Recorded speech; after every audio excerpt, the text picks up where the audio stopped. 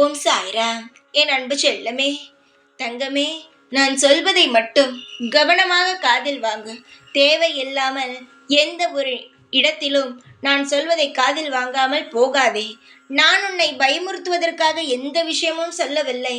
உன்னை ஜாக்கிரதையாக இருக்கவும், உன்னை எச்சரிக்கை செய்யவும், உனக்கு இதற்கு மேல் எந்த பிரச்சனையும் யாராலையும் வந்துவிடக் கூடாது, உன்னாலையும் வரக்கூடாது, மற்றவர்களாலையும் வரக்கூடாது என்ற ஒரு நல்ல எண்ணத்தில் என்னுடைய பிள்ளை மீது இருக்கும் அக்கறையில் நான் சொல்ல வருகிறேன். அதனால் நான் சொல்ல வரும் விஷயத்தை நீ நன்றாக காதில் வாங்கு. அப்பொழுதுதான் அனைத்துமே உனக்கு நல்லது நடக்கும். புரிகிறதா? இந்த சாய் சொல்லும் போது நம்புங்கள். அப்பொழுதுதான் அனைத்துமே உங்களை நான் காப்பாற்றவும் முடியும், நீங்களும் ஜாக்கிரதையாக இருக்கவும் முடியும்.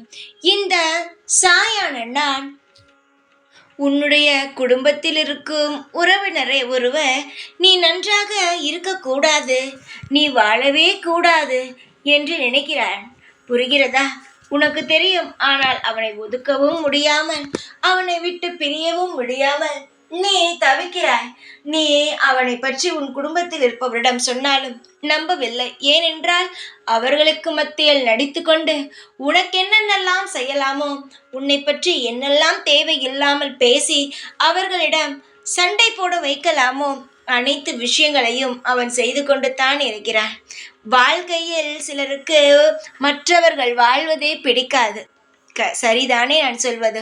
நீ வாழ்வது பிடிக்கவில்லை. சிலருக்கு யார் வாழ்வதுமே பிடிக்காது. தங்கமே, உன்னை யார் வாழ வைக்க கூடாது என்று நினைத்தது? நீ ஒன்று தெரிந்து கொள். இங்கு யாருமே எது வேண்டுமானாலும் யோசிக்கலாம்.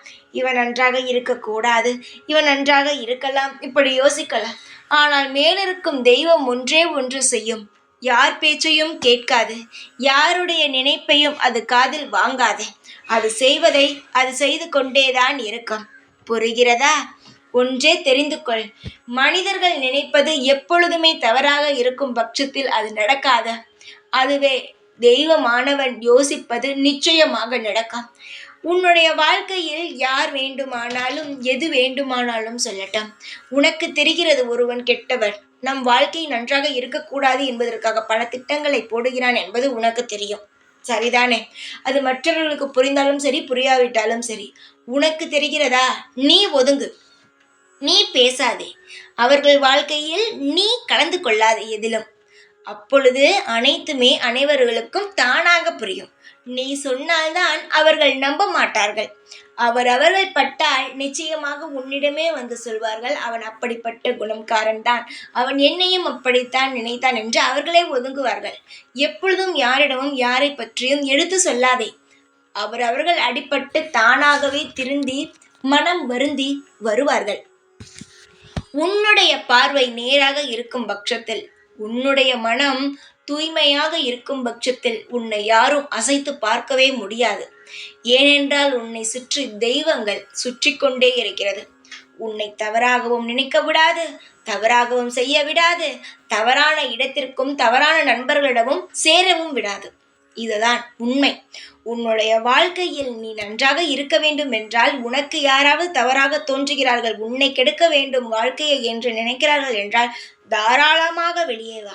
அவர்கள் எப்பேற்பட்ட உறவாக இருந்தாலும் சரி, நல்லதை மட்டுமே நினைத்துக்கள். நல்லதுதான் நடக்கும். உனக்காக நான் இருக்கிறேன். கவலை மட்டுமே வேண்டாம். சந்தோஷமாக இரு. எப்பொழுதும் உன் கூடவே இருப்பேன். இந்த சாய்நாத். ஓம் சாய்ராம்.